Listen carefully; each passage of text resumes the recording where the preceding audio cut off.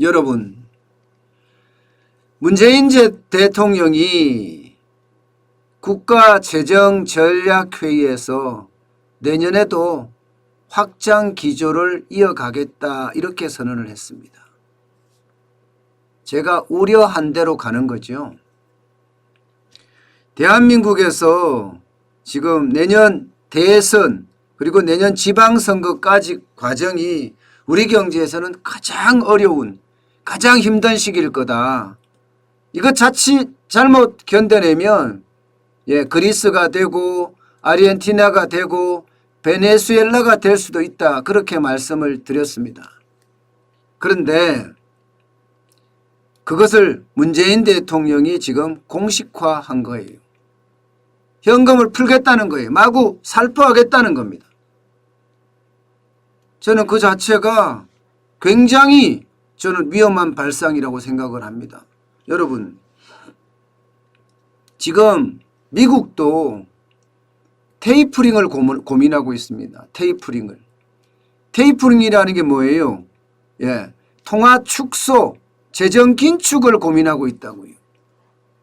이런 상태에서 대한민국은 확장 기조로 해서 돈을 계속 풀겠다? 이것은 어찌해보면요. 대통령 선거를 앞두고 표를 사기 위해서 돈을 계속 뿌리겠다. 이런 선언이나 마찬가지입니다. 작년 총선에서 우리는 목도를 했거든요. 14조 3천억 원을 뿌리니까 공영 여당을 만들어줬습니다. 179석인가요 지금? 180석이 넘는. 그러니까 무소불위 국회가 됐어요. 개헌 빼놓고는 다 할 수 있어요. 지금 국회는요. 국회 민주당 마음대로입니다. 야당의 이야기, 국민의 이야기 안 들어요. 그냥 독주의 독주, 밀어붙이식이 아니라 그냥 폭주, 밀고 가는 폭주입니다. 그런 상황에서 내년에도 확장 기조를 유지하겠다 이 말은요. 여러분, 돈을 엄청나게 살포를 하겠다는 이야기예요. 안 그래도 시중의 통화량 여러분 아시다시피 엄청나잖아요. 지금 3,300조가 넘습니다. 이런 상황에서 돈을 뿌린다는 것은요. 어찌해보면 저는 섭을 지고 불 속에 들어간다고 봅니다. 표사기 하다가 나라 경제 망친다. 저는 사실 그렇게 생각하거든요. 문재인 대통령은 4년 내내 저는 선거운동 했다고 밖에 생각이 안 들어요. 4년 내내. 작년만 하더라도 돈을 엄청 뿌렸잖아요. 여러분 보세요. 이 정도 뿌렸습니다. 추경이 1차, 2차, 3차까지 뿌렸어요. 1차에는 11조 7천억 원 뿌렸고요. 2차에는 12조 2천억 원이에요. 여기 3차에는 전대미문에 35조 1천억 원을 뿌렸습니다. 4차도 7조 8천억 원을 뿌렸고요. 이 전체를 따지면요. 거의 얼마예요 이게요. 60조가 넘습니다. 60조가. 60조 가까이 되는 거죠. 작년에 본 예산이 512조 3천억 원이었습니다. 512조 3천억 원. 여기다가 60조 가까이 되는 돈을 또 뿌렸다? 이거는 그냥 마구 뿌린다고 이야기할 수가 있습니다. 이것뿐만 아닙니다. 올해 들어서도 지금 또 돈을 뿌리기 시작했어요. 이미 여러분도 아시는 것처럼 1차 추가경정 예산을 이미 뿌렸습니다. 정부안은 15조였지만 국회 최종 확정안은 14조 9천억 원이에요. 이 14조 9천억도 적지 않거든요. 이것도 앞서서 재정 뿌린 거 비교하면 여러분 작년에 뿌린 거 비교하면 14조 9천억 원이면 작년 3차 때 35조 1천억 원 이후에 최대치입니다. 최대치. 엄청나게 뿌린 거예요. 여기다가 예산은 또 얼마나 늘었습니까? 우리 본 예산이 558조로 늘었습니다. 작년에는 512조 3천억 원이었고요. 올해는 558조로 늘었습니다. 안 그래도 돈을 많이 뿌리고 있는 상태에 또 뿌리는 겁니다. 이렇게 돈을 마련해서 어떻게 하느냐? 그야말로 무차별적으로 뭐 헬리콥터를 타고 다니면서 5만 원권을 뿌린다. 뭐 이렇게 이야기할 만큼 지금 많이 뿌리고 있어요. 보세요. 1차 재난지원금 14조 3천억 원, 2차 재난지원금 7조 8천억 원, 3차 재난지원금 9조 3천억 원, 4차 재난지원금은 무려 20조 7천억 원이나 뿌렸습니다. 20조 7천억 원. 이거는 4차 재난지원금을 저렇게 많이 뿌린 데는 4월 7일에 서울시장, 부산시장 보궐선거를 앞두고 또 돈 뿌린 거예요. 또 돈 뿌린 거. 그러니까 엄청나게 뿌려대는 거죠. 엄청나게. 야, 이거 우리 피 같은 돈이잖아요. 피 같은 돈인데 계속 이렇게 뿌려대고 있는 겁니다. 문제는 여러분, 문재인 대통령의 재정 확장 기조 이 말입니다. 그러면 앞으로 추가 경정 예산도 작년만큼 4차례나 할까요? 또 재난지원금도 많이 뿌릴까요? 지금까지 4차례 뿌렸잖아요. 저는 앞으로도 훨씬 더 뿌릴 거라고 생각을 해요. 5차, 6차, 7차, 8차, 9차, 10차 이거는 어느 누구도 감당 못합니다. 예단도 못합니다. 이재명 경기도지사는 10차까지도 뿌리자고 이야기했을 정도니까 10차까지도. 지금 계획되어 있는 것만 보면 2차례예요. 2차례. 손실보상금 뿌리게 돼 있죠. 여기다가 국민위로금 뿌린다고 이야기했습니다. 문재인 대통령이. 이미 2차례가 계획되어 있는 거예요. 그런데 4월 15일 작년 4월 15일 국회의원 선거 전에 14조 3천억을 뿌렸죠. 게다가 요번에 서울시장 부산시장 보궐선거 전에 20조 7천억 원을 뿌렸죠. 그러면 내년 대통령 선거 전에 얼마를 뿌릴까요? 막대한 자금을 뿌릴 겁니다. 막대한 자금을. 막대한 자금을 뿌릴 거예요. 그거는 불보듯 뻔합니다. 올해도 보면 여러분 알다시피 3차 재난지원금 4차 재난지원금만 뿌린 게 아닙니다. 또 뭐를 뿌렸느냐? 세금 주도 일자리요. 1, 2, 3월에 세금 주도 일자리 80만 개 중에서 뭐 한 50만 개 정도 실현하겠다 하면서 돈 막 뿌렸거든요. 어르신들한테 말입니다. 어디 그뿐인 줄 압니까? 공무원들 이야기 들어보면 기가 찹니다. 4월에 나올 수당을 3월에 땡겨서 줬대요. 3월에 땡겨서. 지금 문재인 정부가 그 모양이에요. 모든 게 선거에 올인돼 있고 국가와 국민은 안중에도 없습니다. 그러면 어떻게 되겠습니까? 돈 뿌립니다. 많이 뿌릴 거예요. 그렇게 많이 뿌리면요. 대한민국 재정은 펑크나겠죠. 펑크나겠죠. 엄청나게 펑크날 겁니다. 지금 현재만 하더라도 965조 9천억 원. GDP 대비 부채 비율이 48.2%예요. 지금 현재. 그런데 앞으로 더 뿌릴 거 아니에요. 지금 계획된 것만 하더라도 2차례가 더 있으니까 1,000조가 넘을 겁니다. 국가 부채가. 근데 1,000조에서 끝나면 다행이지만 계속 뿌려대야 돼.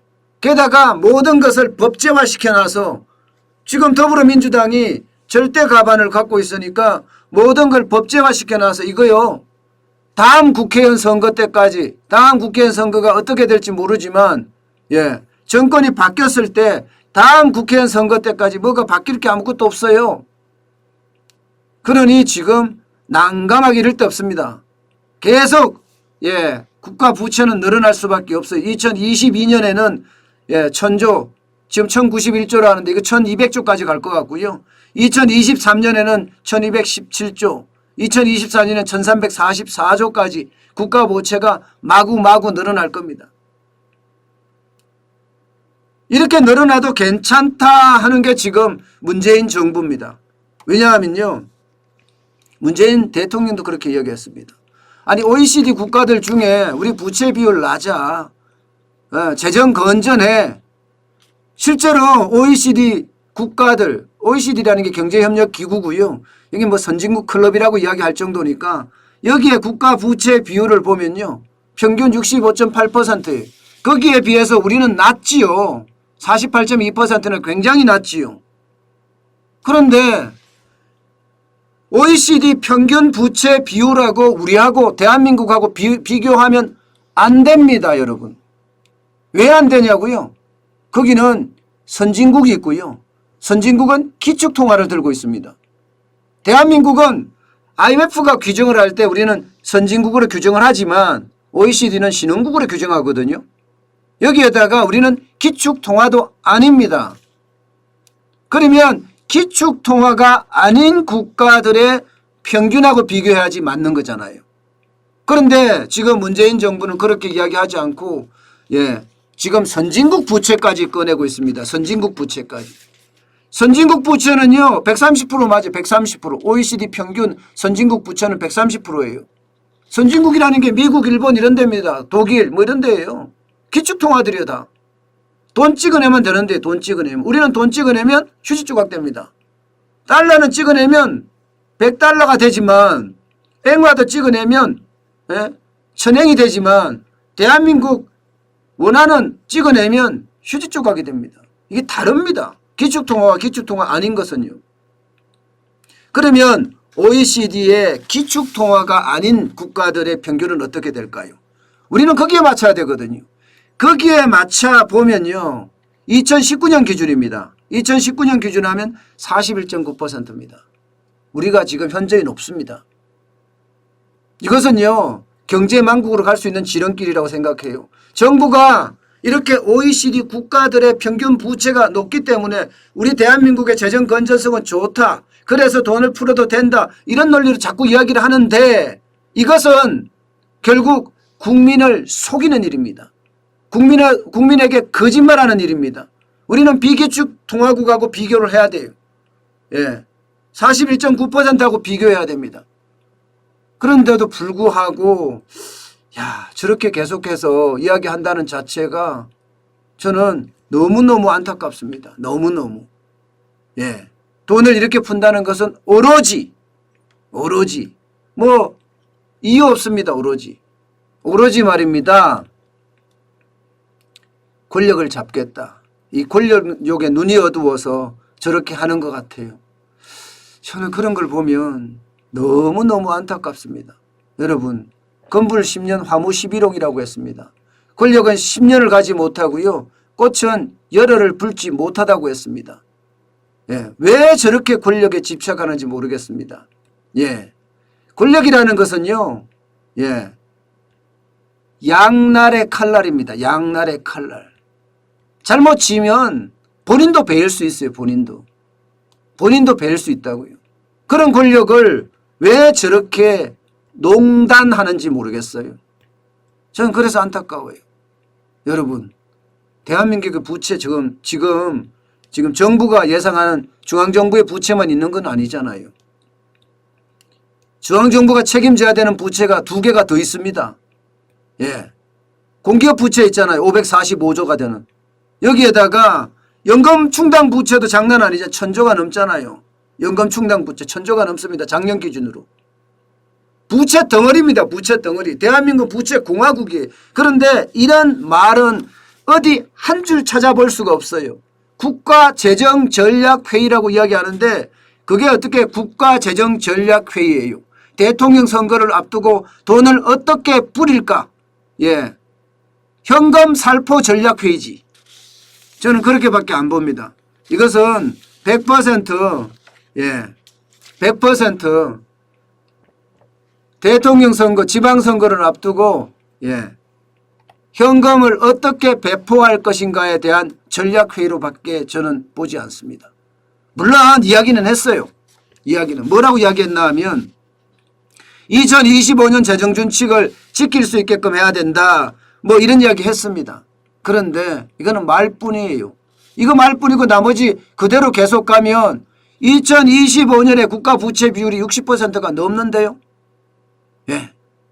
그러니 국가재정전략회의에서는 나라 부채를 어떻게 관리하고 또 어떻게 갚을 건가에 대한 이야기를 주로 나눠야 되는데 그런 얘기는 어디 가고 없고, 예, 돈을 어떻게 풀겠다 하는 이야기만 자꾸 가져간다는 것은 결국요, 나라를 부채의 늪으로 밀어넣는 결과가 됩니다. 그렇게 되면 나라의 빚이 결국 시한폭탄이 될 수도 있는 겁니다. 여러분들이 막아주세요. 내년 대통령 선거, 내년 지방선거를 앞두고 퍼주기식 현금 살포, 돈 풀기, 기승을 부릴 겁니다. 이렇게 포퓰리즘식으로 돈 풀기 하는 거 이거 막지 않으면 대한민국이, 예, 그리스나 아르헨티나나 심지어 베네수엘라로 갈 수 있습니다. 갈 수 있습니다. 지금은요, 어느 누구도 제어가 안 돼요. 야당이 제어할 수 있다고요?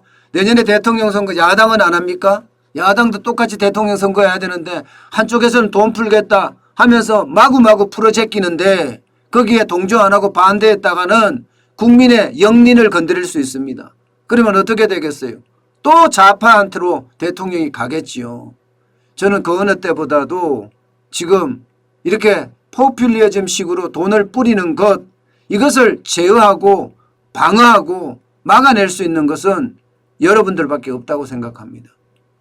예, 이거 반드시 막아야지 대한민국이 자리를 지켜냅니다.